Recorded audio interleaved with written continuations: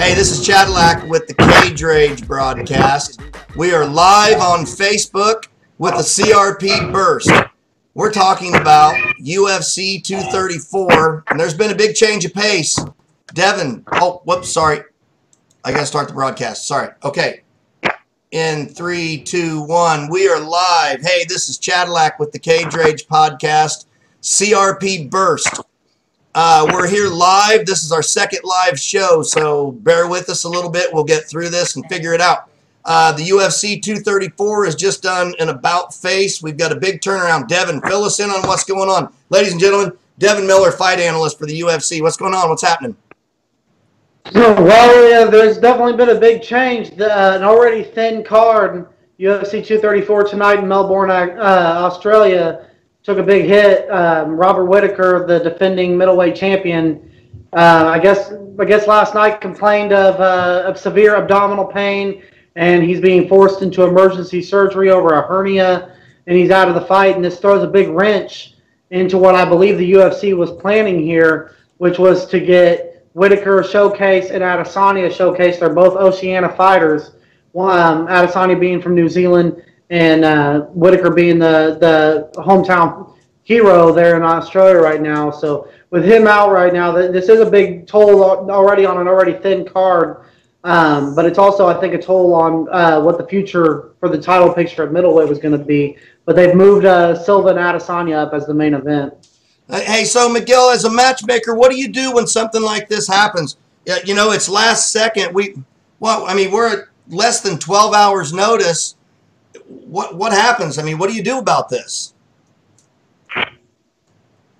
By virtue of the time and everything you're talking about here, and also the location where, it's not reasonable to bring someone else in from, locally or anything like that, because it's just not a lot of people there that are, UFC ready.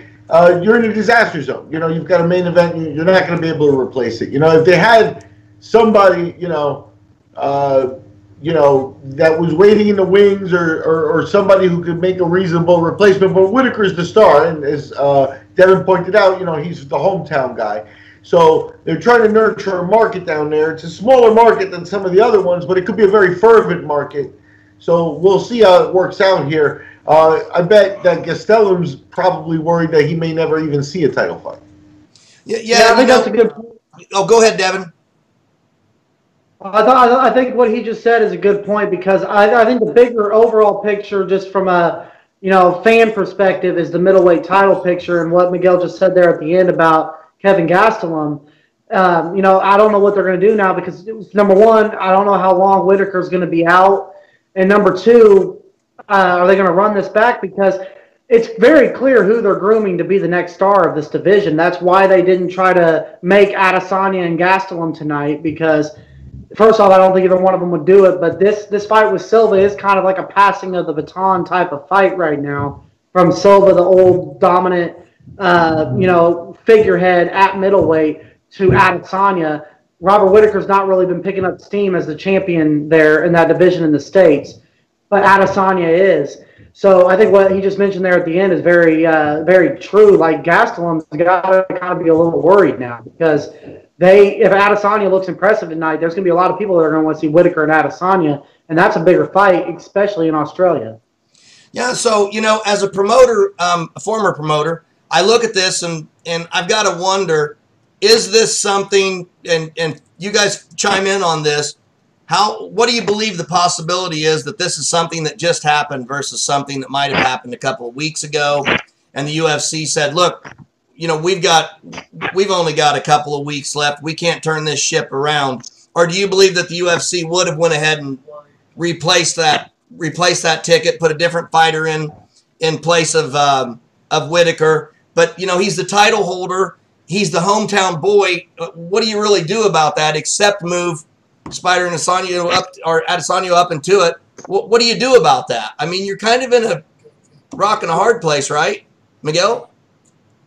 Yeah, the time frame rules everything here. There's just their hands are tied. There's very little they can do. The main thing is, though, and I think the UFC's track record shows this. They've probably done, with all the events and stuff, they're probably closing on 500 total events. In their lives, right? how many have they really canceled? You know, under 5 for sure, Yeah. right? And so you're in a situation where they don't cancel shows. It's still a bulky situation to move everything in the operation down to Australia and stuff. So it'd be a big write-off to just say we're not going to bring anything back. So the show must go on. They're not going to be able to replace the main event. There's just nothing that they can do there.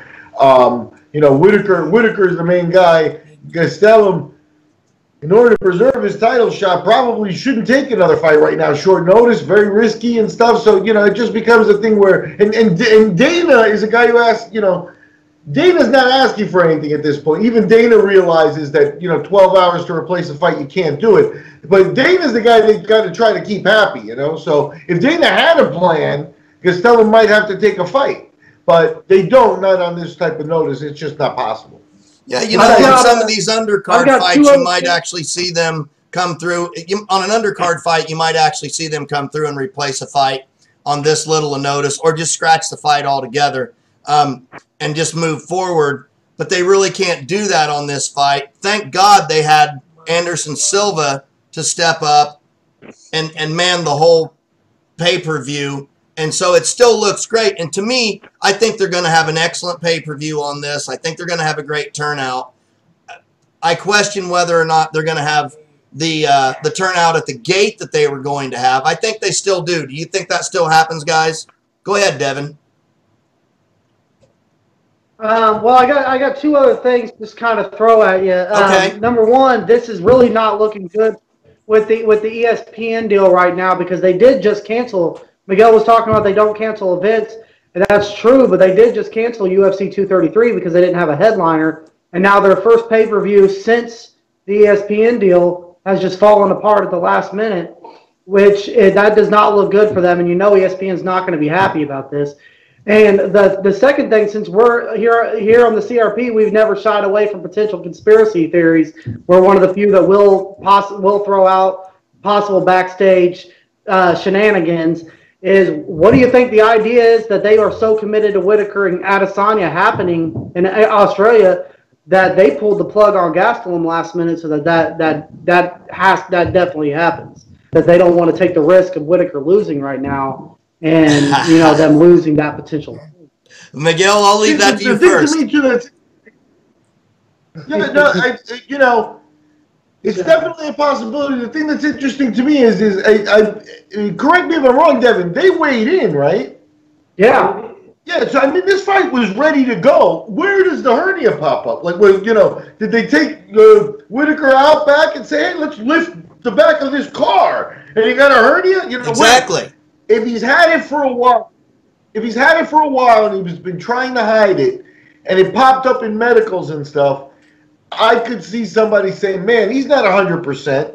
And who knows, you know, I watched Gastelum more than I've watched athletes of his generation. I enjoyed Gastelum from the TV show and stuff, and I thought that he was a pretty focused young guy on it. So I've kept my eye on him for a little while.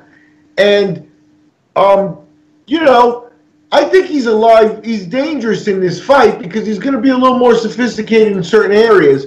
And if Whittaker turns up that he's been trying to hide a hernia, and the doctors say, you know, that hernia is not very good at all, then, you know, he's reporting. So he weighed in, everything's fine. Then he says, oh, my hernia hurts. And they got to take him to the doctor, and they tell him emergency surgery.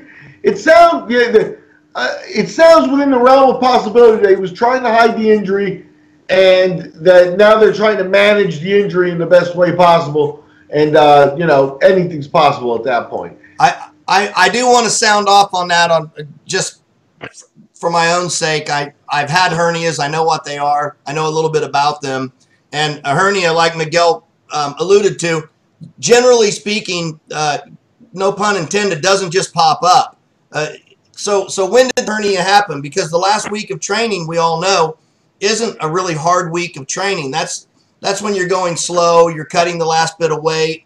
You know, Whittaker's a great big guy, so he's cutting a lot of weight. So he's not lifting weights, that's for sure. He's not trying to pack any more muscle on. He's not doing anything like that. So you got to think that he's taking it pretty easy. So when does this hernia pop up? Does it pop up because of dehydration? That's a possibility, I guess. But the fact that they rushed him, who's ever been rushed into emergency surgery over a hernia either? I've never heard of that. That is pretty questionable in my eyes, but I don't know. Again, because the UFC's media machine is there. You know, the UFC's media machine is there, so they're already out there saying it's not related to the weight cut, right? And that's maybe, you know, not something that I think they can maybe say absolutely, but okay, I'll let them say that. It's not related to the weight cut. Sure. They've had a lot of, where does it come from? You know what I mean? So it is interesting, and right now, you know, Gastelum's looking at his show money. So, you know, he's going to go on a nice shopping spree in Australia. That ain't bad. Hey, Devin, anything before we wrap this one up? We're live, so we've got to cut it short and stay in our parameters here. Yeah, I just want to just really emphasize the fact that this card was really about the middleweight division. And when you're speaking of the middleweight division right now, without a doubt, you're speaking of Israel Adesanya. That is who they're trying to groom. And now he gets this headlining fight. I don't know what happened with the hernia. I don't know when it popped up, what caused it. I don't know if Rob was trying to hide it or what. I don't know why he would have to have emergency surgery. With that stuff, I can only speculate. But one thing I can say pretty confidently is if Adesanya is impressive tonight, I wouldn't want to be in Kelvin Gastelum's position, because he's going to have a hard ticket to sell that they should still make him the next contender when you've got this very popular phenom knocking at the doors of Whittaker in a potential fight down there in Australia in both of their backyards with the champion. So Kelvin Gastelum is really, I feel like, the big loser in this, potentially. That's a great point. Anything on that, Miguel, before we get out of here? Well, I think that's the story. If there's watching, I think, you know, we'll see. You know, how much? Here's the balance for the UFC and what they have to answer. How much do you want to dedicate to a market that, at the end of the day, New Zealand, Australia is about a population of 30 million people? You have that in Sao Paulo. So, how much are you going to put into middleweight champions? They're both very talented guys, and you know, if your elite is there, sure, you concentrate the middleweight division there. But if they're going to avoid a title shot for Kelvin to rush into that, I don't know. I don't know if that's what's good for the sport. Yeah, no, just one more thing to think about.